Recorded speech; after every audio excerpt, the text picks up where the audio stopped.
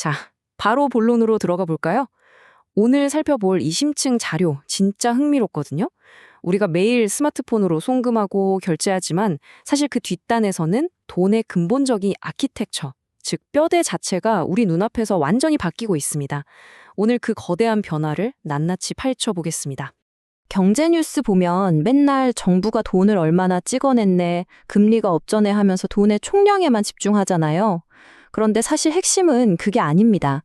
이제 핀테크 기업들의 진짜 가치는 돈이 얼마나 많냐가 아니라 그 돈이 어떤 경로로 흘러가느냐를 통제하는 데서 나옵니다.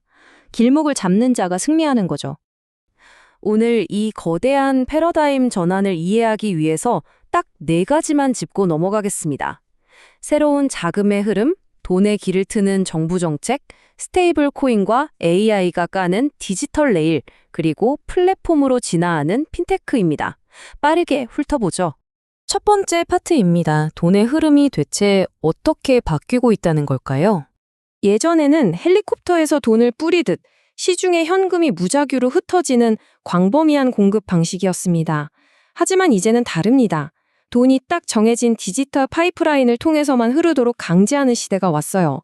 자본이 특정 네트워크를 콕 집어서 투입되는 이른바 타겟형 자금 라우팅으로 패러다임이 완전히 넘어간 겁니다.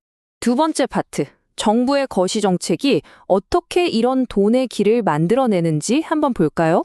26조 2천억 원, 어마어마한 숫자죠. 이게 최근 정부가 확정한 추경 예산 규모입니다. 물가 잡고 서민들 부담 좀 덜어주겠다고 배정한 건데 겉으로만 보면 그냥 시장에 엄청난 돈이 확 풀린 것 같잖아요. 근데 자세히 뜯어보면 진짜 재밌는 게 이게 그냥 통장에 꽂아주는 공짜 돈이 아니거든요. 소득 하위 70%를 타겟으로 하는데 반드시 지역화폐나 특정 신용카드, 선불카드로만 써야 합니다. 2026년 8월이라는 기한도 못 박혀 있고 심지어 쓸 수 있는 지역이나 업종까지 꽉 막혀 있죠. 돈에 완전히 조건부 족쇄가 채워진 겁니다. 이걸 배관공사에 비유해 볼게요. 돈이 물이라면 정부가 아예 특정 핀테크 파이프라인만 통과하도록 배수관을 새로 깐 셈입니다. 물이 사방의 땅으로 스며드는 게 아니라 이 파이프를 쥐고 있는 핀테크 기업들한테 자본과 데이터가 그야말로 폭포수처럼 쏟아져 들어가는 거죠. 합법적인 트래픽 독점이 일어나는 겁니다. 자, 거시적인 정책을 봤으니 이제 가장 최전선에서 일어나고 있는 기술적 변화, 세 번째 파트인 디지털 레일로 넘어가 보겠습니다. 해외 송금 한번 하려면 중간에 은행들을 엄청 거쳐야 해서 느리고 비쌌잖아요. 그런데 이제는 블록체인을 써서 딱 주고받을 순액만 계산해버립니다.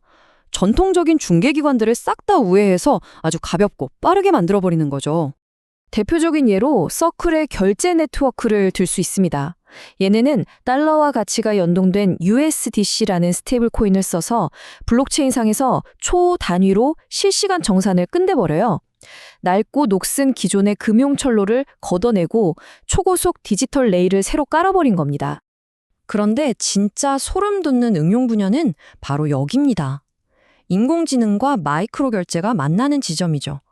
여러분의 AI 비서가 필요한 데이터를 수집할 때 사람의 신용카드 없이도 알아서 1000분의 1초 단위로 비용을 척척 지불한다면 어떨까요? 상상만 해도 대박 아닙니까? 원래 이런 걸 하려면 계정 만들고 본인 인증하고 월정액 끊고 API 키 일일이 관리하는 아주 번거로운 5단계를 거쳐야 했어요.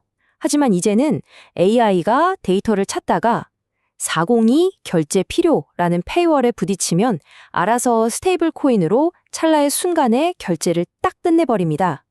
사람이 개입할 필요가 없는 완전한 자동화이자 즉각적인 소액 결제의 탄생이죠. 자, 이제 마지막 네 번째 파트입니다.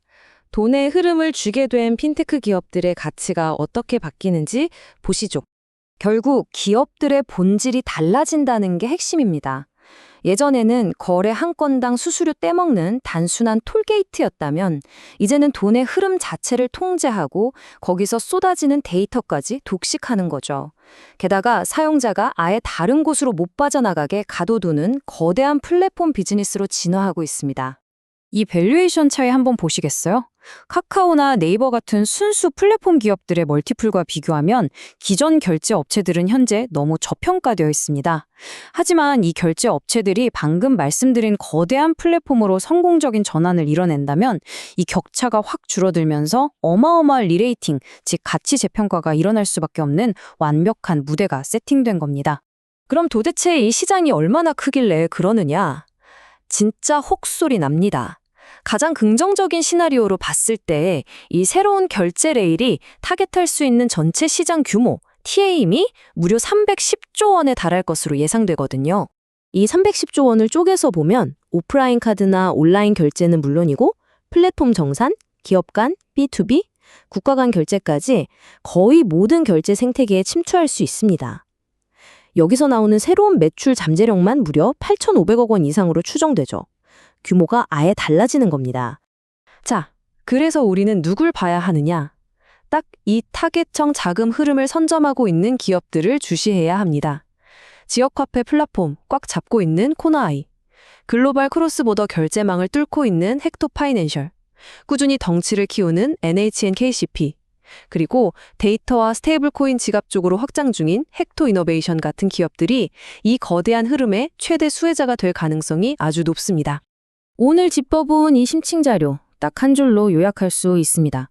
스테이블 코인이나 새로운 결제 기술들, 그냥 좀 더 편한 신용카드쯤으로 생각하면 완전 오산이라는 거예요. 이건 자본이 이동하는 규칙 자체를 완전히 갈아엎는 혁신적인 새로운 인프라 그 자체입니다.